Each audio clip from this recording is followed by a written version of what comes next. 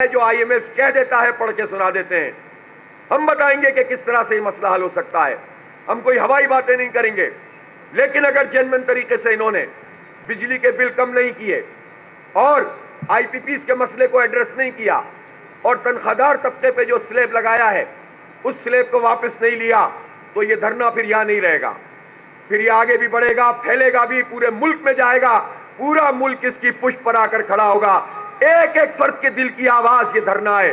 لوگوں نے امید لگا لی ہے, لوگوں نے امید لگا لی ہے پورے پاکستان میں. میں ان کی امیدیں نہیں توڑ سکتا. میری ٹیم یہ کام نہیں کر سکتی کہ ہم جا کر بس گھر بیٹھ جائیں. پھر لوگ مایوس ہو جائیں گے, پھر انارکی ہوگی. ہم اس انارکی کو نہیں پھیلانا چاہتے. ہمیں اللہ تعالیٰ نے یہ توفیق دی ہے. اللہ کے کرم سے ہم یہاں پر آ کر بیٹھے ہیں.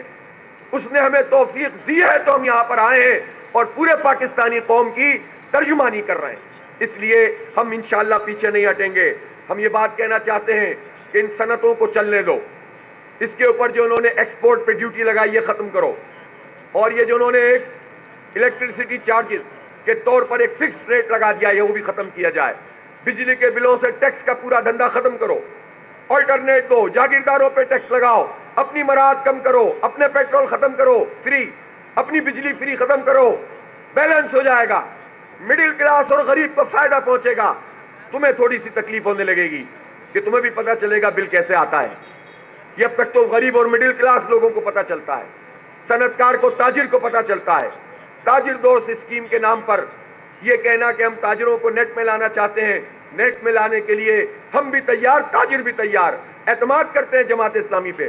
کوئی جائز ٹیکس ہوگا تاجر اسے قبول کریں گے. لیکن آپ اس طرح ڈنڈے سے ہانکیں گے کہ کسی بھی آپ جو ہے وہ مارکیٹ کے اندر کسی دکان کے اوپر کسی پہ 60,000 ماہانہ, کسی پہ 40,000 ماہانہ لگا دیں گے اور ایف بی آر کو ایک نیا دھندا دے دیں گے کرپشن کا. یہ نہیں مانا جائے گا. لہذا تاجروں, صنعت کاروں, طالب علموں, نوجوانوں, پروفیشنل افراد, ان کی امید اس دھرنے سے جڑ گئی ہے. ہم اس امید کو نہیں توڑ سکتے. اس لیے ہم یہاں بیٹھے ہیں اور پوری تیاری سے آئے ہیں. لوگ مزید آئیں گے انشاءاللہ تعالی. اور حکومت اگر سنجیدہ ہے تو اسے پھر اقدامات کرنے ہوں گے, ریلیف دینا ہوگا. اس کے علاوہ کوئی بات نہیں ہے. اور میں یہ بھی بتانا چاہتا ہوں کہ اس دھرنے میں کل تو انہوں نے اتنی مارا موری کی ہے, اتنا لوگوں کو گرفتار کیا ہے, اتنی رکاوٹیں کھڑی کی ہیں اور الحمدللہ ان سب کو عبور کر کے لوگوں نے اپنی مزاحمت کی ہے. لیکن ہم اپنی بہنوں کو بھی موقع فراہم کریں گے. وہ بیتاب ہیں کہ اس دھرنے میں وہ شریک ہوں. پورے عزت اور احترام کے ساتھ ہماری بہنیں یہاں پر آئیں گی. کل بھی بہت بڑے پیمانے پر آئیں گی اور پیر کے دن تو ان کا جلسہ عام ہوگا. یہاں پر دن میں خواتین کا جلسہ عام ہوگا اور